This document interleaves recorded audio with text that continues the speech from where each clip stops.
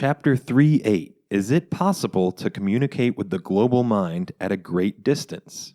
There is a certain building in Washington, D.C., which is located at Pennsylvania Avenue, 1601. This house is painted white, and it serves, as you guessed, as the temporary home of the current President of the United States of North America. On October 11th, 2016, then-President Barack Obama set off on a short trip from Pennsylvania Avenue to Florida, where he announced the ambitious plan for the colonization of Mars, which should begin in 2030. America will take a giant leap to Mars, announced the president, who was about to step down and get rid of the possible responsibility for the consequences of his initiative. Shortly before, a no less ambitious person, Elon Musk, a South African, a U.S. patriot, an atheist, and entrepreneur, presented the project of the Interplanetary Transport System intended for the Mars colonization. Musk reported that a fully autonomous settlement will be built on the Red Planet. Bold Musk was going to transfer to Mars about 1 million people. From the mainstream science view, nothing in another planet's colonization is impossible. After all, Earth, too, had no oxygen in the remote past. But life happened and began to develop this useful element. In the first 2 billion years of the Earth's history, this gas was practically absent in the atmosphere. But for a short period of time, as scientists have found somewhere in 1 to 10 million years, there was a rapid increase in the oxygen level, which created the conditions for the multicellular life advent. Despite the unimaginable hurdles of a long flight to another planet and irretrievable stay on it, there is no shortage of volunteers. Indeed, the pioneers would start a new human race with completely new quality. They will be the first interplanetary travelers. Their descendants will lead their family tree from an unprecedented elite in history, an interplanetary aristocracy. That would be far better than being a Mayflower pioneer's descendant, wouldn't it?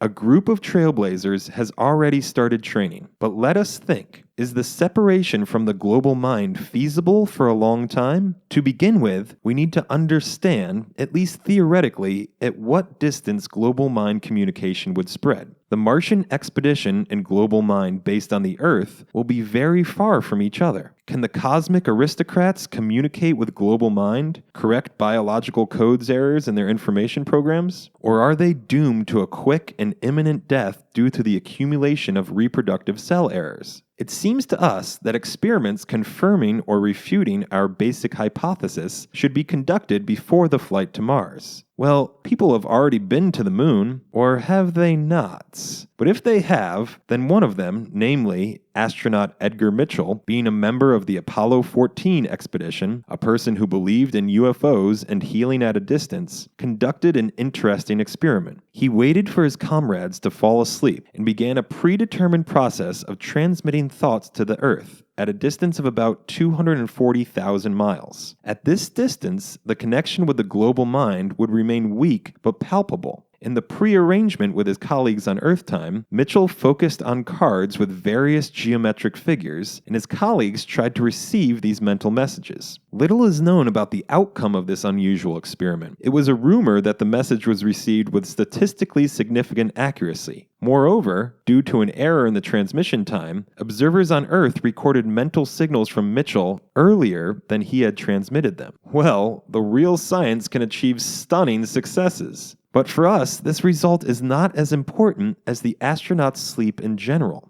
Even being in Earth orbit, space explorers break away from global mind or reduce a reliable connection with it. Are the astronauts sleeping well? It would seem that a weightlessness sleep is the limit of the desires. All poses are comfortable. Nothing presses. A blanket and a pillow feel like fluff. It turns out, however, that the astronauts have certain sleep disorders. The report published in 2014 declares that despite of the order to sleep 8.5 hours per day, the average sleep duration for astronauts was only 6 hours. 64 astronauts who participated in 80 space expeditions were examined. 75% of them were forced to take sleeping tablets Zolpidem. Upon returning to the Earth, astronauts sleep for a long time, as people deprived of a full sleep usually do. But, the reader would object, astronauts do not die during the flight. Russian Valery Polyakov spent 437 days and 18 hours in space. In his 74 years, he feels great. Note that the longest flight flight of Apollo was just over 12 days, and Robert McDonald of California, by no means an astronaut, set a world record and managed to spend 453 hours without sleep. That is almost 19 days. On the other hand, it has been established that after a long flight, the astronaut's blood composition changes. Hemoglobin falls by 25%, the number of red blood cells decreases by 20%, and the platelet count fell by 50% or more. 41% of the 22 Russian cosmonauts who passed away died of cancer, while the average cancer mortality in Russia is 17%. And what is cancer? This is a loss of immunity. No, that is the cosmic radiation to blame, would exclaim the smart reader, and will most likely be wrong. It is estimated that even in 6 months of flight in a near-Earth orbit, a dose of 150 millisieverts accumulates in the body. A safe dose is considered near 500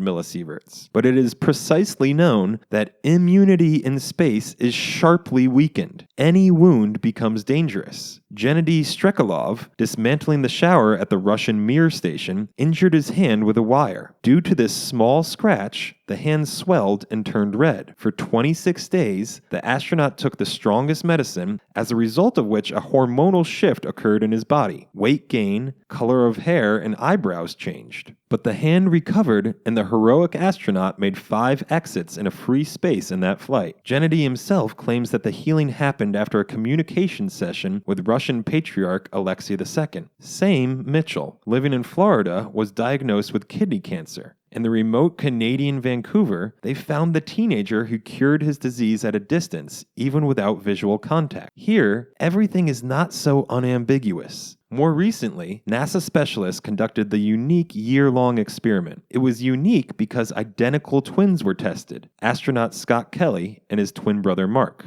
10 teams of researchers studied each microscopic object associated with the brothers' bodies, including immunity, development of the bone system, olfactory microflora, and DNA. The most astonishing was the discovery of the behavior of telomeres, i.e., the ends of DNA sections. With each cell division, the telomere sites are shortened. Some experts associate with this process with a natural body aging. Earl Swim and later Leonard Hayflick deduced that the natural limit is the number of times a normal human cell population will divide until cell division stops. It was confirmed that a human cell can divide up to 52 times, after which it dies definitively. Surprisingly, Scott Kelly's telomeres did not shorten during his heavenly year, but even extended a little. Upon returning to the sinful Earth, they shortened again. Does not this tell us that global mind intentionally limits our lives' duration? In space, the influence of global mind is weaker and telomeres are increasing uncontrollably. Once on the Earth, global mind recaptures and shortens them to the planned length. However, this is only an isolated example and a reasonable scientist cannot make far-reaching conclusions yet. There is another category of people who are away from the most of the biological life, i.e. the biosphere. Consequently, they experience a weakened connection with global mind. These people are called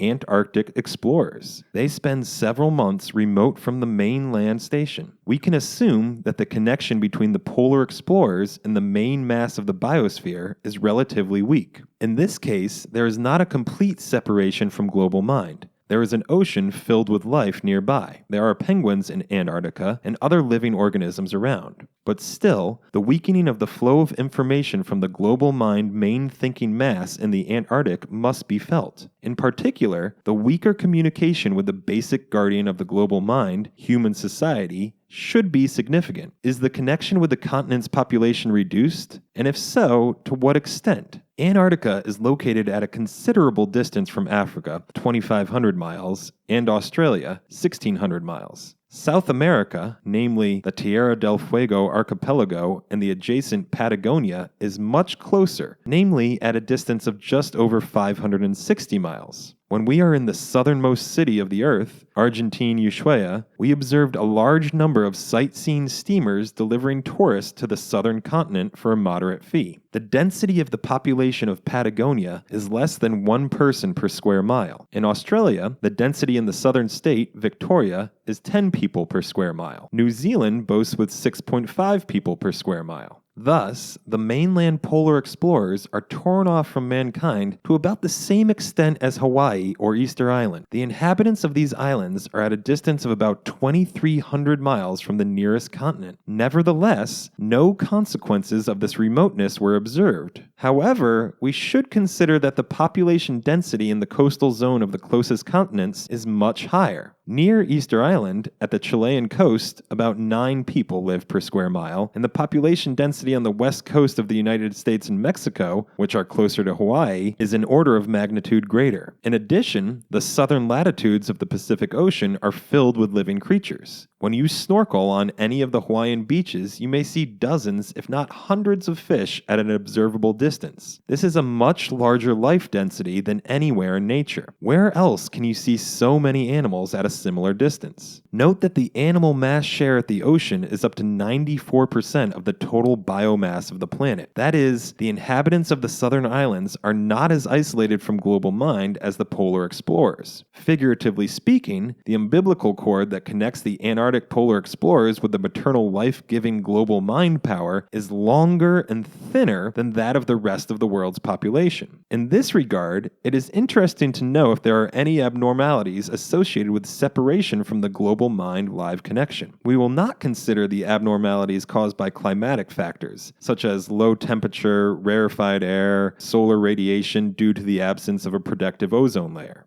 We will look for those deviations that may be caused by the weakened connection with global mind. Yes, such deviations do exist and are observed only in Antarctic and not Arctic polar explorers. This disease is called the polar T3 syndrome. It is expressed in psychological imbalance, a decrease in learning ability, memory weakening, and even so-called Antarctic dissociative fugue. In this state, physically healthy people may forget even their own names and all information about themselves. The first Antarctic personnel systematic psychological studies were conducted by Mullen and his psychologist colleagues Connery and Wouters during the 1958 International Geophysical Year. Subjects consisted of 85 men who were nearing the end of their wintering over isolation period at a number of stations. One of the most exciting and dramatic discoveries of this work provided the basis for the line of research over the past 10 years. Mullen, Connery, and Wouters found that 30 of their 85 subjects reported having experienced absent-mindedness and wandering of attention. The response was noted only after several months in Antarctic isolation. The investigators concluded that the change in alertness or awareness was a striking phenomenon requiring further study. In a few cases, the reaction was considered so extreme as to take the form of a fugue state. The individual would recall leaving his quarters, but nothing thereafter until he came to later in some other part of the station, wondering how he got to that area and why he was there. Most of the polar explorers take vitamin D3 supplements, which are supposed to mitigate T3, but nearly everyone was experiencing some degree of cognitive impairment. Sometimes, one can spot several people looking at a space not being aware of anything around them. Last week, says one of the explorers, our boss came around the corner, stopped and stared, the expression on his face akin to, say, a senile person, just realizing they have wandered quite far from where they should be and have no idea how they got there. After he recovered, he saw our baker and had no idea who he was. Never mind that they have worked together every day for the past several months. I have observed that people who self-report as happy drunks tend to get the giggles, while those who become surly when drunk tend to be, well, surly T3 sufferers. I noticed it when emailing and editing. I like to think I have a fair grasp of the English language, but the past couple of months, rereading what I have written, I will see mistakes I would simply never make in the real world. Things like forgetting verbs and sentences, or shudder confusing your, Y-O-U-R, with your, Y-O-U apostrophe R-E, and to, T-O, with to, T-O-O. This syndrome used to be called polar madness. But then the doctors realized that this is a new phenomenon and they are trying to find an explanation for it. NASA conducted the research aimed at tracing the relationship between the polar T3 syndrome and the psychological problems of astronauts. The latter are in orbit much closer to the global mind than the polar explorers. Most of the inhabited space stations float at an altitude of 150 to 500 kilometers. Nevertheless, NASA researchers found similar symptoms in astronauts: short-term memory decrease, increased learning time, and yes, right, the dissociative fugue. Participants of multi-months North Pole expeditions do not have such a syndrome. They suffer of specific diseases, but the polar syndrome is not listed. The climatic conditions in which people live on ice drifting stations are not more favorable than in the Antarctic. Scientists, of course, immediately put forward several theories that explain the polar T3 syndrome. The culprits, in their opinion, are the presence of low temperatures in combination with sunlight, the absence or abundance of light, everything is good for their theories, and claustrophobia.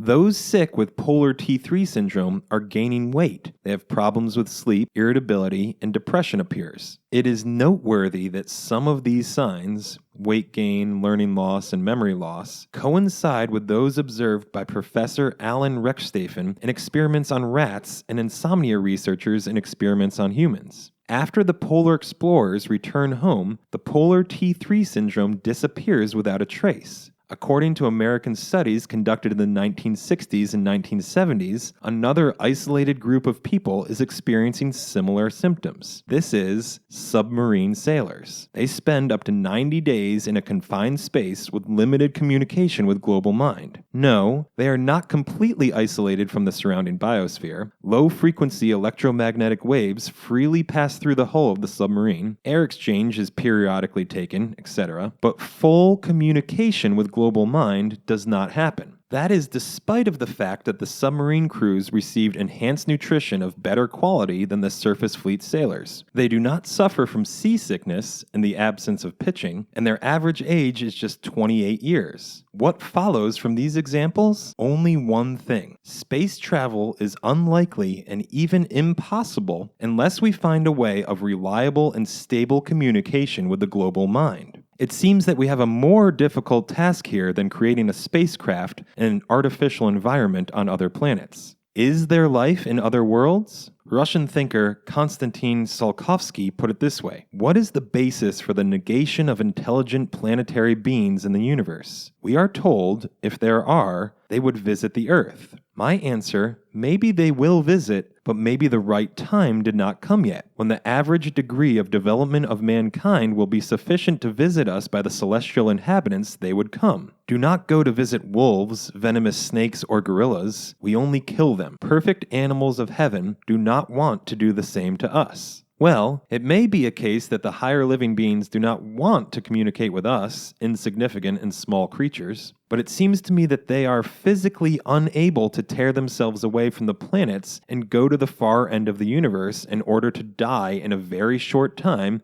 from the lack of communication with global minds. So, tempting fairy tales on the settlement of other worlds will remain the dream of the mankind. But this is the case if my hypothesis is correct. Being in place of the US president or Elon Musk, I would send on Mars something less valuable than human beings. For example, plants or a colony of fruit flies. We remember that the fruit fly also needs sleep. And in a short time, my hypothesis will be confirmed or refuted and significantly adjusted. In the next chapter, I will discuss an experiment that serves as an indirect proof of our hypothesis. I mean the Biosphere 2 project.